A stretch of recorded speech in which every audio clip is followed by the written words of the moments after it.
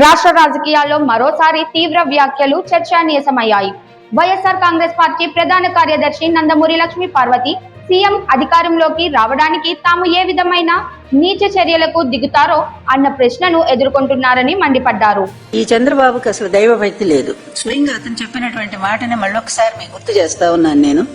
ఇతను మొట్టమొదటిసారి ముఖ్యమంత్రి అవగానే 95లో అసెంబ్లీలో అతను చెప్పిన మాట అనమాట. నన్ను అందరూ అడుగుతున్నారు ఏ శక్తి మిమ్మల్ని కాపాడుతున్నది ఇదంటే ఏమీ లేదు, నా శక్తే నేను నిలబడి నేను కష్టపడి పైకి వస్తా ఉన్నాను, అందువల్ల నా కష్టంతోనే నేను ఏదైనా సాధించుకోగలుగుతున్నాను తప్ప ఏ దేవుడి మీద నాకు నమ్మకం లేదని చాలా స్పష్టంగా చెప్పాడు ఈ వ్యక్తి. అంటే ఎంత పరమ నాస్తికుడో మీరు అర్థం చేసుకోండి. ఇట్లాంటి వ్యక్తి ఈ రోజు హిందూ మతాన్ని పాడు చేయడం కోసమే ఈ రోజు ఇష్టం వచ్చినట్టుగా మతాన్ని మరి వాడుతా ఉన్నాడు. మనం ఒక్క మాట చెప్పుకుందాం, మనము వేరే ఏ మతంలోనైనా సరే, సిక్కు మతం గాని లేకపోతే క్రిస్టియన్ మతం గాని ఇస్లామీ గాని ఏ మతంలో తీసుకున్నా సరే ఈ విధంగా వాళ్ళ దేవుళ్ళ మీద అదే విధంగా వాళ్ళ ప్రసాదాల మీద ఇంత దుష్ప్రచారం చేసి అదంతా కూడా అబద్ధమని తేలిపోయినటువంటి వ్యక్తిని ఎవరైనా వదిలిపెడతారా?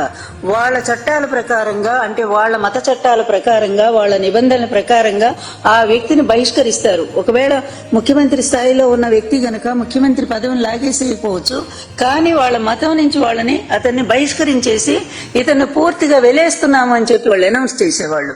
దురదృష్టం కొద్ది ఏంటంటే ఈ హిందూ మతానికి ఏ విధమైన కట్టుబాట్లు లేవు, ఏ విధమైనటువంటి నియమాలు లేవు. ఎవడు ఏ విధంగా నేను మాట్లాడొచ్చు, ఎట్లయినా తిట్టొచ్చు, దేవుళ్ళని తిట్టొచ్చు, వాళ్ళకి చెప్పుల్లో కూడా బొమ్మలేసి చెప్పులు తయారు చేసి కంపెనీలు అమ్ముకోవచ్చు. అప్పుడు కూడా వీళ్ళకి సిగ్గురాదు రాదు అంతే. ఎందుకంటే ఇట్లాంటి పనికి మాలిన వాళ్ళంతా కూడా హిందూ మత ద్వేషులు. వీళ్ళకి కులం లేదు, కులం ఉంది, మతం లేదు, కులం ఉంది. ఆ కులాన్ని కాపాడుకోవటానికి ఇంకెన్నో అబద్ధాలు ఇతను ఆడుతూనే ఉంటాడు.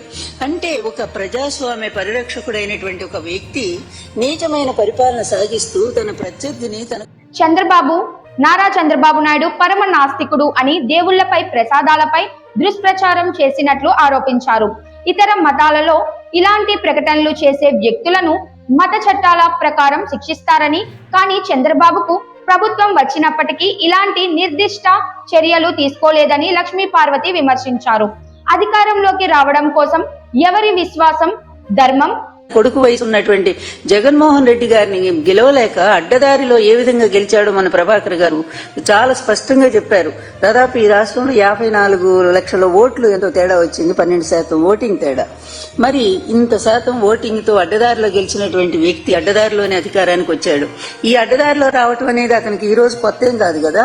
ఆ రోజు అంతే కదా, 94 ఎలక్షన్స్ లో ఎన్టీఆర్ గారు నేను ఎంత కష్టపడి రాష్ట్రం అంతా పర్యటించి మొత్తం 258 సీట్లు మా కమ్యూనిస్టులతో సహా గెలిపిస్తే 8 నెలలు తిరగకుండానే అడ్డదారిలో నన్ను ఒక బూచిగా చూపించాడు. రోజు వాళ్ళు పచ్చ మీడియాలో ప్రచారం చేయించాడు. మరి ఇష్టం వచ్చినట్టుగా అబద్ధాలు రాయించాడు. చివరికి ఎన్టీఆర్ క్యారెక్టర్ అసాసినేట్ చేయించాడు. ఇక నన్నైతే చెప్పేదే లేదు, ఇప్పటికీ చేస్తానే ఉన్నారు. ఇంత దారుణమైన వంచన, పిల్లనిచ్చిన మామ అనే గౌరవం లేదు, ఒక తండ్రి లాంటి వాడనే భావన లేదు, పెద్ద వయసు అనేటువంటి గౌరవం లేదు. ఇట్లాంటి ఒక వ్యక్తి, ఇటువంటి పనికి మాలిన బుద్ధులు ఉన్నటువంటి వాడు, ఇటువంటి నీచమైన స్వభావం ఉన్నటువంటి వాడు, ఇతను ఫ్రమ్ ద బిగినింగ్ ఇతని బాల్యం నుంచి ఇతని జీవితం చూస్తే చాలా క్లియర్ గా మనకు అర్థమయ్యేదంటే ఇతనికి ఊహ తెలిసిన దగ్గర నుంచి అబద్ధాలతోనూ వెన్నుపోటుతోనే ఎప్పుడు కూడా పిచ్చి రాజకీయాలు చేస్తూనే ఉన్నాడు. యూనివర్సిటీలో కూడా అంతే, కులాల మధ్య చిచ్చు పెట్టాడు. రెడ్డి కమ్మ అనేటువంటి కులాల మధ్య చిచ్చు పెట్టాడు. అక్కడ అంతే, వాళ్ళ దగ్గర డబ్బులుగా చేసేవాడు, వీళ్ళ దగ్గర డబ్బులుగా చేసేవాడు. ఇతని జీవితంలో ఇతని ఎయిమ్ ఒకే ఒక్కటి ఉంటుంది, ఎప్పుడూ కూడా తను అధికారంలోకి రావటానికి ఎంత నీచానికైనా దిగజారిపోతాడు.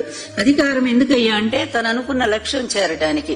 ఆ లక్ష్యం ఏంటంటే లక్షల కోట్లు సంపాదించడానికి. Shouldst not have been old before the hadst been wise అని.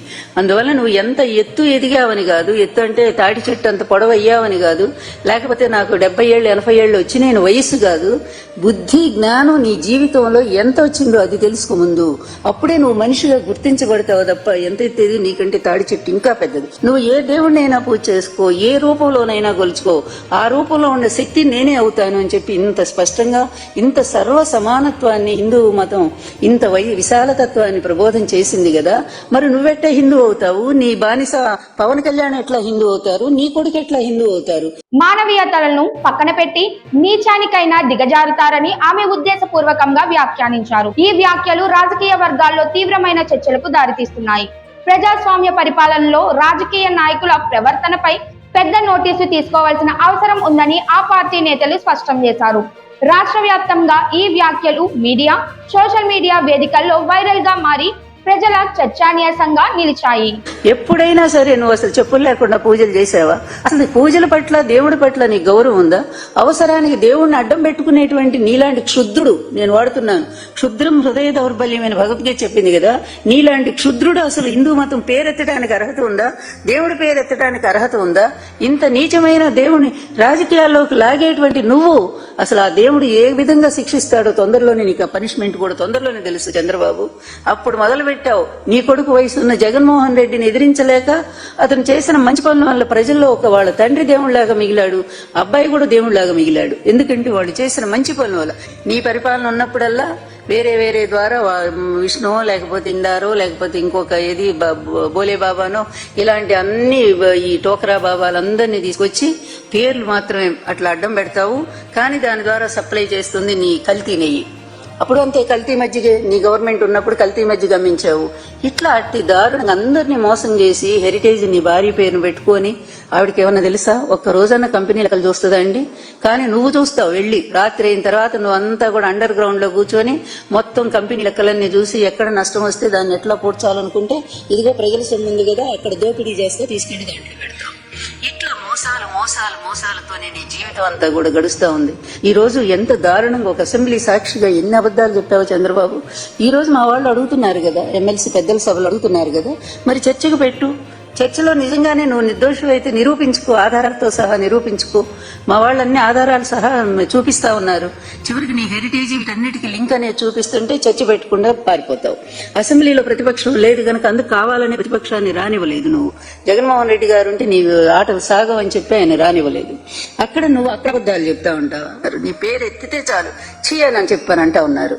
అట్లాంటి స్థితికి దిగజారి నువ్వు ఇంకా ఏం కాపాడుకుంటావు? నీ పచ్చ మీడియా ఒకటి. నీ పచ్చ మీడియా నిజంగా నేను జడ్జి స్థానంలో ఉంటే దాన్ని ఊరేసేదని నేను చెప్తున్నా కదా. మీడియా వ్యవస్థనే సర్వనాశనం చేసినటువంటి నీ పచ్చ మీడియా నలుగురునరే, వాళ్ళని ఊరేయాలి నిజంగా కూడా తీసుకెళ్లి. అంత దరిద్రపు మీడియా ఇంకెక్కడా కూడా లేదు, ప్రపంచంలోనే లేదు. అట్లాంటిది సుబ్బారెడ్డి గారు పుట్టిన దగ్గర నుంచి పక్కా హిందూయిజం వాళ్ళది. ఆయన భార్య అసలు ఎన్ని వ్రతాలు ఉన్నాయి, వాళ్ళ ఇంటికి వెళ్ళినప్పుడల్లా చూస్తాం. ఆ ఇళ్లు మొత్తం కూడా ధూపంతో నిండిపోయి ఉంటుంది, సాంబ్రాణి ధూపంతో. అదేవిధంగా క్రింద ఆవుకు భార్యాభర్తలు ఇద్దరు కూడా ఆవుకు పూజ చేస్తూ ఉంటారు. అలాగే అప్పుడప్పుడు యజ్ఞాలకి చేస్తూ పిలుస్తారు నన్ను కూడా. హైదరాబాద్ లో ఉన్నప్పుడు యజ్ఞాలకి వెళ్ళేదాన్ని. అసలు అంత భక్తులు నేను చూడలేదు. అంత అమితమైనటువంటి భార్యాభర్తలు ఇద్దరు కూడా మహాభక్తులు. హిందూ మతాన్ని నాశనం చేయ ఆ బీజేపీ అసలు వాళ్ళు ఏం చేస్తున్నారో కూడా అర్థం కాకుండా ఉంది. ఓ